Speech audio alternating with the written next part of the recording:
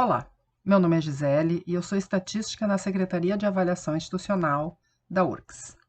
Esse vídeo faz parte da Semana de Avaliação de 2020, que ocorre de 10 a 14 de agosto, e tem como título Avaliar Transforma? Resultados da avaliação no planejamento e gestão.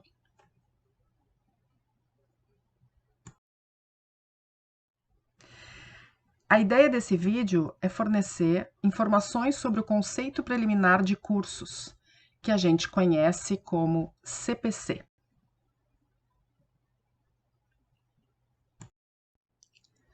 O que é, então, o conceito preliminar de cursos? Esta nota que a gente conhece como CPC. Ele é um indicador de qualidade que busca avaliar os cursos de graduação de todas as instituições de ensino superior do país. E ele existe desde 2004. Desde então, está sob a responsabilidade do INEP calcular o CPC de cada curso. É importante que a gente observe que o CPC não é uma nota absoluta, mas ele indica a posição relativa de um curso em relação a este mesmo curso nas outras instituições. E ele é calculado a cada triênio, ou seja, a cada 3 anos. Para melhorar o CPC de um curso, é preciso considerar este mesmo curso nas outras instituições. Observe, a faixa de conceitos do CPC varia entre 1 e 5, e a faixa 3 é considerada a faixa média. Como ele indica uma posição relativa, significa que se todos os cursos, se um curso em todas as instituições de ensino superior do país fossem bons, significa que todos teriam a faixa 3. Da mesma forma, se todos eles fossem ruins, todos ficariam com a faixa 3. Quem compõe este CPC? Na realidade, ele é composto pelo ENAD, aquela prova que os alunos concluintes preenchem ao final do curso. Esses alunos, eles também preenchem um questionário do estudante na mesma época, onde são recolhidas informações sobre a infraestrutura, a organização didático-pedagógica e as oportunidades na formação acadêmica desses estudantes. Também o IDD, que é o indicador de diferença entre o desempenho observado e esperado, e também informações do Censo da Educação Superior, que, para fins de CPC, o que interessam são a proporção de professores, mestres e doutores, assim como o regime de trabalho desses docentes nas instituições, se é um regime de trabalho integral ou parcial.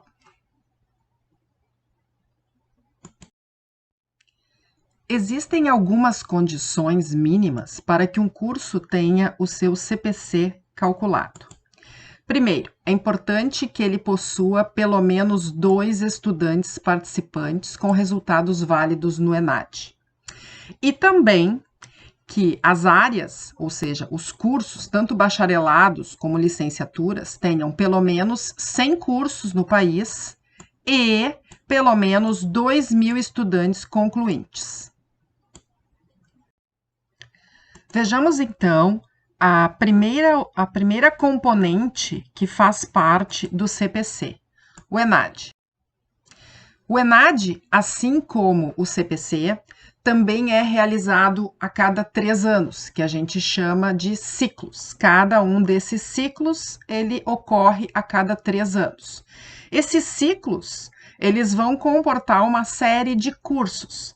E essa distribuição de cursos em cada ciclo já passou por modificações. Por exemplo, o serviço social, que compunha inicialmente o ciclo 1, agora faz parte do ciclo 3.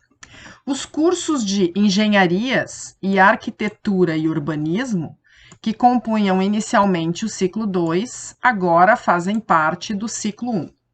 Importante lembrar que os cursos de estatística e música, já desde a edição de 2018, não têm mais o seu CPC calculado, ou seja, eles não realizam mais ENAD. Provavelmente porque não tem a quantidade mínima de estudantes ou de curso necessárias para que isso ocorra. Então, eles não têm, esses cursos de estatística e música, eles não têm mais o seu CPC calculado. Agora, eles têm um CC, conceito de curso, que depende de uma visita in loco. Podemos considerar o ENAD como um processo que envolve duas etapas. Uma primeira etapa, que é a prova dos concluintes, e uma segunda etapa, que é o questionário do estudante.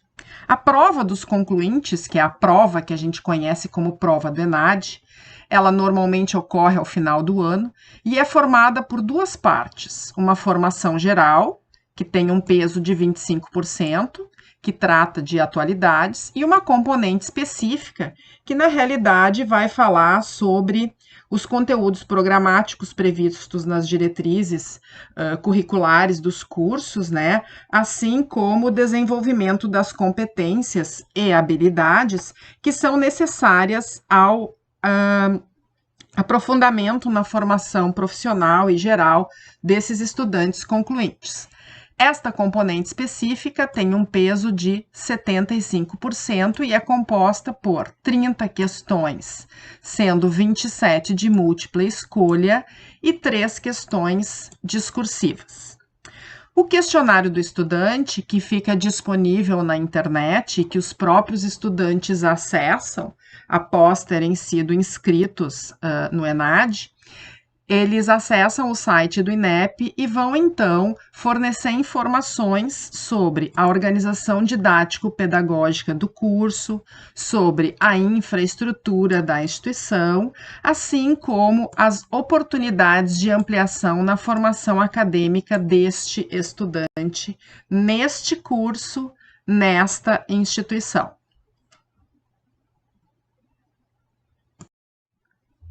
Vejamos especificamente as informações sobre o questionário do estudante, que é uma dessas componentes que compõem o CPC. Este questionário do estudante é atualmente formado por 68 questões. Estas 68 questões são divididas em duas partes. 42 questões que efetivamente vão pontuar, que vão ser convertidas em pontos, né, em notas, para o CPC, e 26 questões que fazem referência ao perfil socioeconômico desse estudante, que vão fazer perguntas sobre o tipo de escola em que ele concluiu o ensino médio e ensino fundamental, se é escola pública ou privada, qual a sua faixa etária, se seus pais possuem ou não curso superior, enfim, são questões específicas sobre o perfil do estudante. E as 42 questões que efetivamente vão pontuar para o CPC são divididas da seguinte forma: 23 questões referentes à organização didático-pedagógica, 12 questões referentes à infraestrutura e mais 7 questões referentes às oportunidades de ampliação na formação acadêmica e profissional deste estudante. Essas 42 questões têm um padrão de respostas e têm ponderações diferentes para esses padrões. São elas, para cada um dos itens que são apresentados, cada uma das afirmações que são apresentadas, o estudante pode discordar totalmente, nesse caso tem pontuação 1, até concordar totalmente com essa afirmação, e nesse caso a pontuação é 6. Ainda é permitido ao estudante não saber responder ou a situação em que essa afirmação não se aplica para o caso dele. Nestas duas possibilidades de resposta, não são aplicados nenhuma pontuação. É importante para quando a gente for olhar aqui estas fórmulas, essas expressões aqui abaixo, que a gente entenda que o contador I está representando cada um dos estudantes e o contador J está representando cada uma das unidades de observação, ou os cursos, geralmente são considerados os cursos. Num primeiro momento, se vai calcular uma média das respostas dos itens de cada estudante ir para cada um desses cursos. E esta média, ela é calculada para cada uma das componentes: organização, oportunidades e infraestrutura.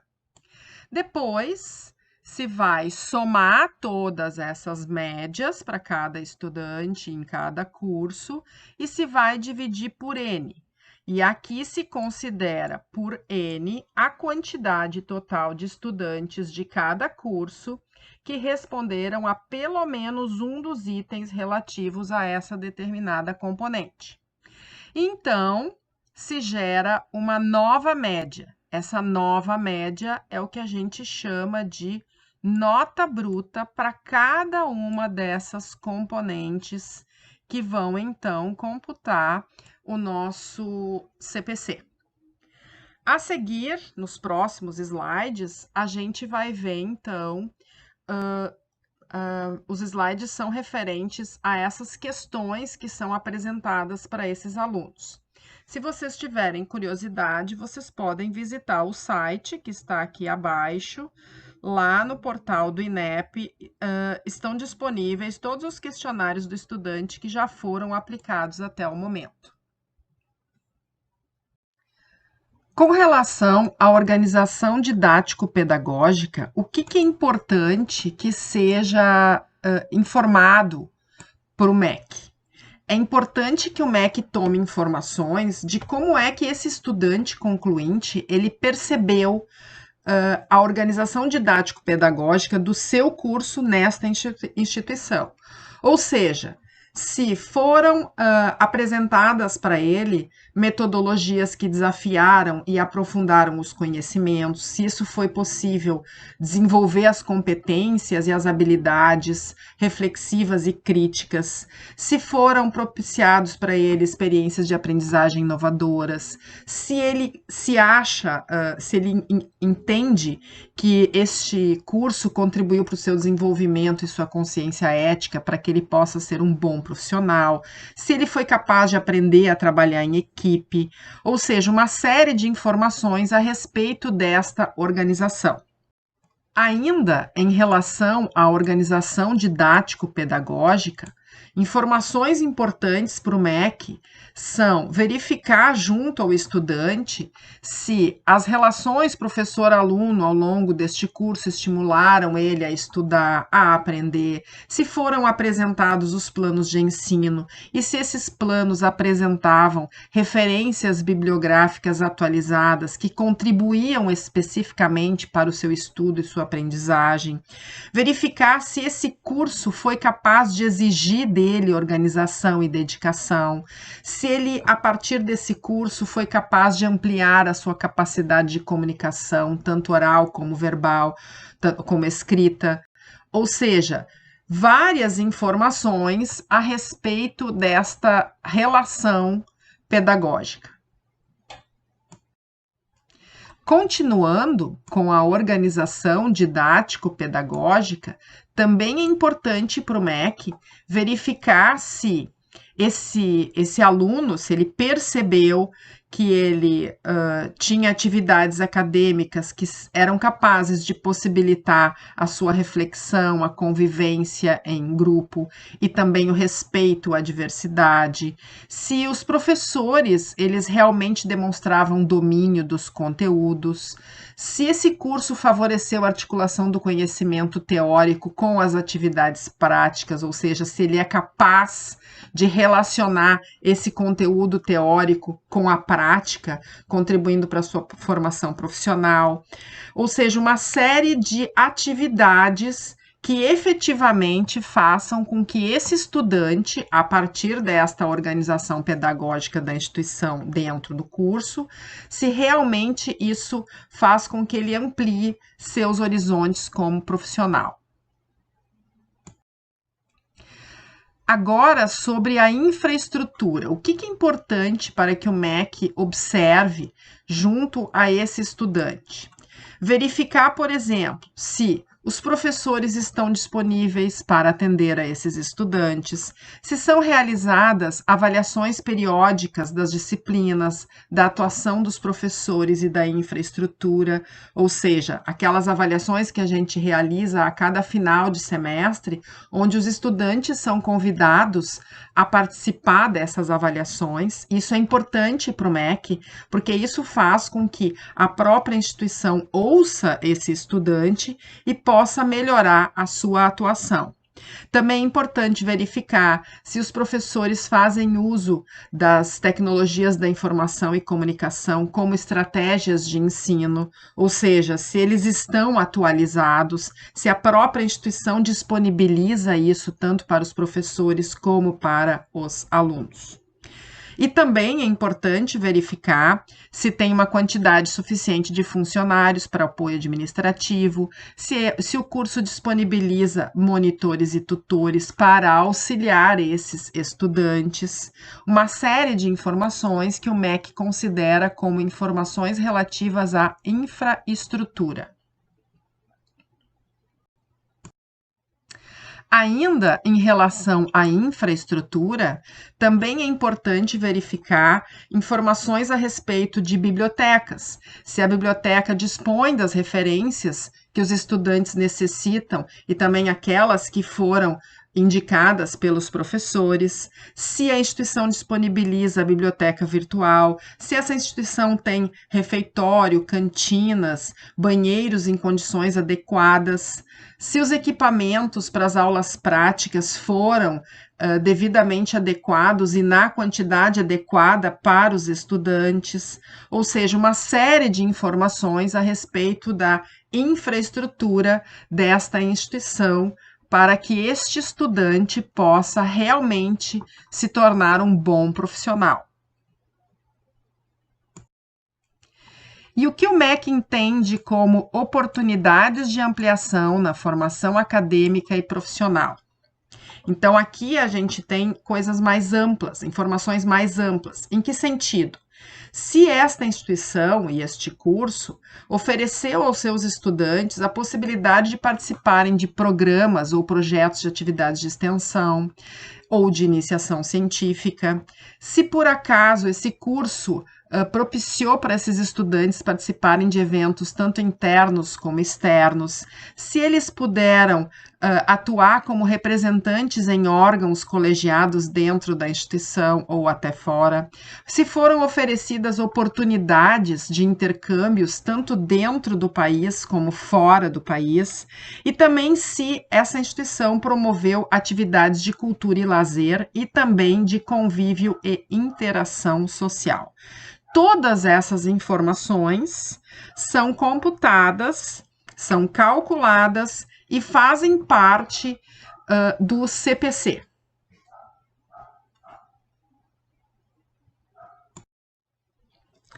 IDD, indicador de diferença entre os desempenhos observado e esperado. Esta é uma outra componente do CPC. O que vem a ser este IDD? Também é considerado um indicador de qualidade, assim como o ENAD, assim como o CPC. Embora ele componha o CPC, ele também é chamado de indicador de qualidade. O que busca este sujeito chamado IDD?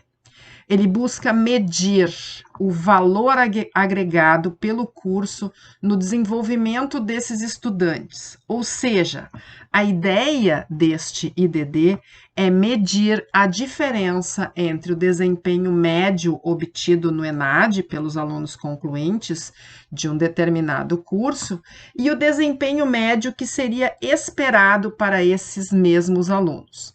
Então, a ideia é verificar o quanto que efetivamente este curso agregou a este estudante. É uma diferença, resta saber como é que ela é calculada. Embora a gente não vá entrar em maiores detalhes de como é efetivamente realizado esse cálculo do IDD, para que eu possa estimar essa variável, eu preciso de algumas informações. eu preciso da quantidade de estudantes concluintes participantes no ENAD e que tiveram seus resultados efetivamente válidos. Preciso, é claro, do desempenho geral desses estudantes participantes nessa prova. Preciso também das informações referentes ao Enem destes estudantes concluintes em todas as provas, ou seja, na área de ciências da natureza, ciências humanas, linguagens e códigos e matemática e suas tecnologias, e também da quantidade do número de participantes que eu consegui recuperar esta nota do Enem. Esta nota do Enem é recuperada via CPF dos concluintes e ela é buscada no banco de dados lá do MEC até 3 anos antes do ingresso desse estudante no curso para o qual ele está realizando o ENAD. Para poder fazer esse cálculo desse indicador de diferença, eles vão observar as médias de todos os estudantes concluintes para cada um desses cursos, e a partir dessas médias, então, é feita essa estimativa desse desempenho esperado. A partir desta informação, são realizadas, então, regressões, onde, obviamente, existe um erro, né, associado a esse processo, e eles, então, realizam o cálculo deste IDD.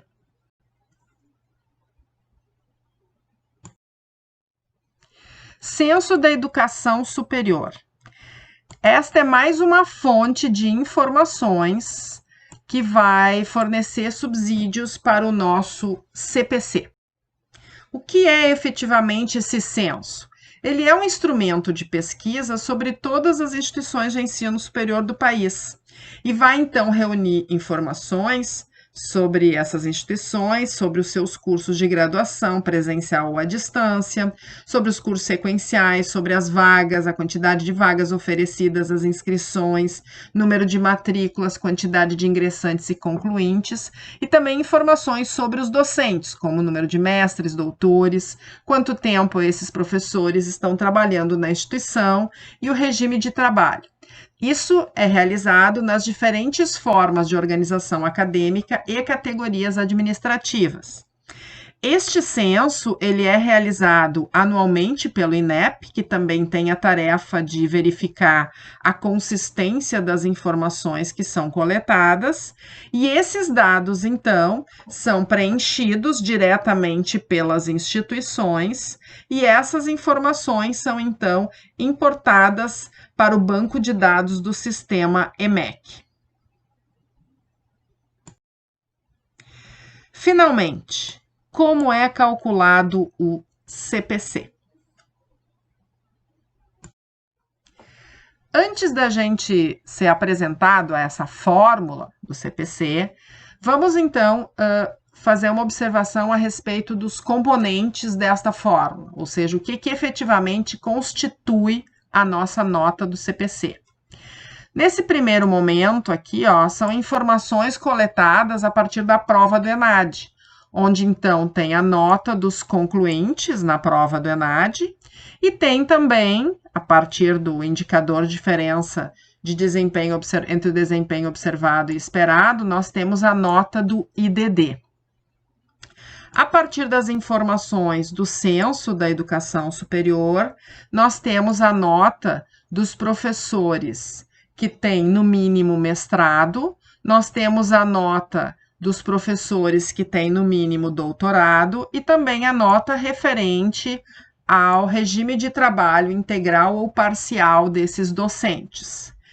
E num terceiro momento, informações que foram coletadas a partir daquele questionário do estudante, que tinha aquele monte de questões, 68 questões, daquelas 42 questões que efetivamente são informações para esse nosso CPC, vem então a nota referente à organização didático-pedagógica, a nota referente à infraestrutura e às instalações físicas, e a nota referente às oportunidades de ampliação na formação acadêmica e profissional do nosso estudante concluinte.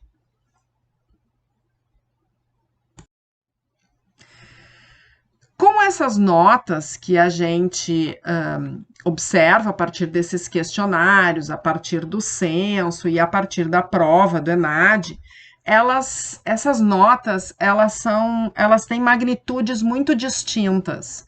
Por exemplo, a nota do ENAD, ela pode variar de 0 até 100. Por exemplo, as proporções de professores com no mínimo mestrado ou no mínimo doutorado podem variar entre 0 e 1. Então, só aí a gente observa que a magnitude dessas nossas variáveis são muito distintas. Então, eu não consigo colocar essas informações todas numa fórmula para encontrar uma nota. Dessa forma, o que se faz? A gente passa essas notas por uma troca de variáveis. Num primeiro momento, essa troca de variáveis é chamada de padronização, que é o que vai nos dar origem ao afastamento padronizado. Então, a gente vai fazer esse cálculo a partir da média e do desvio padrão de cada uma dessas componentes para cada um dos cursos de graduação, que a gente chama de curso de graduação C, por área de avaliação K. Então, a gente vai dar origem a uma letra, uma nova variável Z, um Z para cada uma dessas componentes X, que vai vir desta diferença entre a nota bruta e a sua média, dividido, então, pelo seu desvio padrão. Essa nossa nova variável Z, ela vai apresentar valores entre menos infinito e mais infinito. A média para essa distribuição, que é na realidade uma distribuição normal, ela é uma média zero. Esses valores, eles realmente são bem grandes. Por exemplo, só o IDD pode apresentar valores menos 20, menos 25, mais 30. Então, a gente tem amplitudes realmente muito longas ainda, muito grandes ainda. Então, um segundo momento é o que a gente chama de reescalonamento desta variável. Esse nosso reescalonamento dessas nossas componentes, dessas nossas variáveis, nada mais são do que transformar esses afastamentos padronizados que estavam dentro daquela curva normal em o que a gente chama de notas padronizadas. E aí, então, essas nossas novas notas vão assumir valores contínuos de 0 até 5. É importante observar que se porventura, lá na nossa padronização inicial, onde eu podia ter valores de menos infinito até mais infinito, se eu tivesse valores muito discrepantes, que a gente chama, né, ou seja, valores muito pequenos, muito negativos, ou valores muito grandes, muito positivos, ou seja, afastamentos padronizados menores do que menos 3, ou maiores do que mais 3, esses cursos, essas notas, então, elas iriam receber valores 0, no caso do menos 3, e 5, no caso do mais 3. E para o próximo cálculo, que é esse do reescalonamento, esses valores não seriam computados como máximos ou mínimos. Então, a partir deste momento, depois que é feita essa transformação, se faz, então, esse cálculo dessas notas padronizadas, onde para cada componente X, em cada curso C, se calcula uma nota padronizada. E essa nota padronizada é calculada a partir dessa expressão. Aquele Z que a gente tinha encontrado anteriormente, a gente retira dessa quantidade o mínimo, o menor valor que ocorreu, e divide pela diferença entre o máximo desses valores e o mínimo. Depois que se faz esse cálculo, se multiplica por 5 e então se vai encontrar esses valores, né, essas notas padronizadas entre 0 e 5. Aqui, a média é aproximadamente 3. Aquela média que anteriormente era 0, agora passa a ser 3.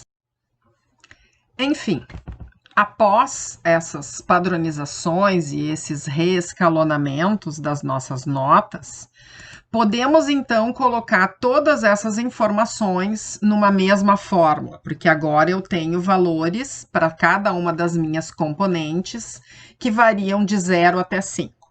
Então, eu simplesmente vou somar estas informações, considerando o peso para cada uma delas.